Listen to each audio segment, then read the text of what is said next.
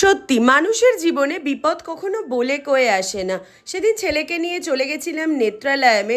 অনেক দিন ধরেই দেখছিলাম যে ওর না চোখটা চুলকাচ্ছে, চোখটা ওর লাল হয়ে যাচ্ছে, বুঝতে পারছিলাম ওর ইরিটেশন হচ্ছে।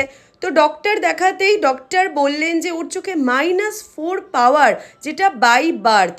তো এক এক করে এবার ওকে চশমার ফ্রেমগুলো সব পরে চেক করা হচ্ছিল।